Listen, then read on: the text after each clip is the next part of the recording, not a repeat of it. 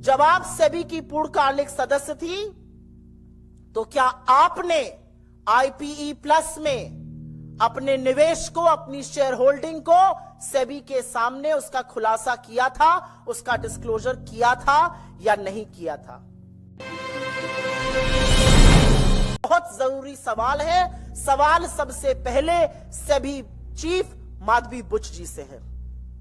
पहला सवाल यह है कि क्या आपने 2015 में ग्लोबल डेवलपमेंट अपॉर्चुनिटी फंड का हिस्सा बनकर आईपीई प्लस फंड 1 में निवेश किया था, जो गौतम अडानी के भाई विनोद अडानी से भी संबंधित है? दूसरा सवाल, जब आप सेबी की पूर्णकालिक सदस्य थी तो क्या आपने आईपीई प्लस में अपने निवेश को, अपनी शेयर होल्डिंग को सेबी के सामने उसका खुलासा किया था, उसका डिस्क्लोजर किया था या नहीं किया था? क्या आप यह बता पाएंगी कि अडानी एंटरप्राइजेस और उनके पूर्व निर्देशक Anil Ahuja IPE plus fund से किस तरह से संबंधित थे? उन्होंने आईआईएफएल के साथ इस फंड की स्थापना कैसे की थी? क्या आप यह बता पाएंगी कि जब आप सेबी की पूर्णकालिक निदेशक थी तो क्या आपने सिंगापुर में एगोरा पार्टनर्स या भारत में एगोरा पार्टनर्स में हिस्सेदारी शेयर आपके थे या नहीं थे? क्या आपने इसका डिस्क्लोजर सेबी को किया था? क्या आपने इस शेयर होल्डिंग के माध्यम से पैसा कमाया है? क्या आपकी रेवेन्यू स्ट्रीम आई है? किन संस्थाओं ने इस कंसल्टिंग फर्म एगोरा को बिजनेस दिया? क्या आप ये बता सकती हैं? क्योंकि एक वक्त में आपके पास पूरा इसका स्वामित्व था रिपोर्ट के अनुसार। क्या आपने 2022 में एगोरा में अपना स्वामित्व, अपनी शेयर होल्डिंग अपने पति को ट्रांसफर की थी, जैसा कि यह रिपोर्ट कह रही है? वो कौन सी संस्थाएं हैं जो आज भी एगोरा को कंसल्टिंग फर्म, कंसल्टिंग का बिजनेस दे रही हैं? वो भारत की कौन सी कंपनीज हैं? क्योंकि सेबी चीफ रहते हुए यह डिस्क्लोजर करना भी जरूरी है।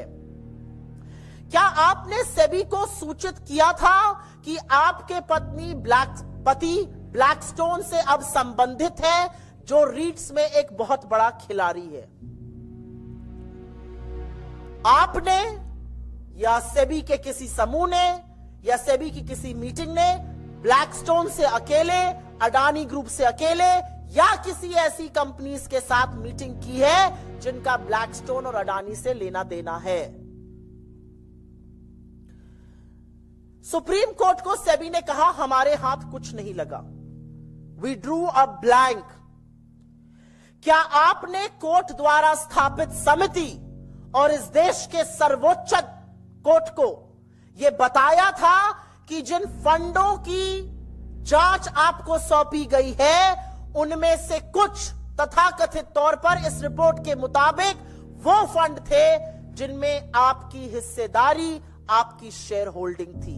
क्या आपने इसका खुलासा सुप्रीम कोर्ट गठित समिति या खुद सुप्रीम कोर्ट के सामने किया था?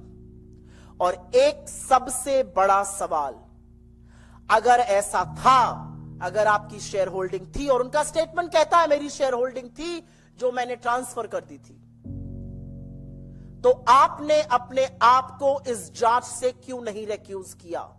Seizures wife has to be above suspicion. आप कैसे उन फंड की जांच करती रही, अगर करती रही, जिनमें आपका कभी निवेश था, आपके पति उसे संलग्न है? यह कैसे हो सकता है?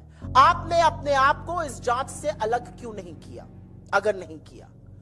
और क्या इतने गंभीर आरोपों से घिरे रहने के बाद आप सेबी के पद पर, सेबी के सर्वोच्च पद पर, इस देश की शेयर मार्केट की रेगुलेटर बनी रह सकती है, या आपको तत्काल प्रभाव से बर्खास्त कर देना चाहिए? यह सवाल सेबी चीफ से।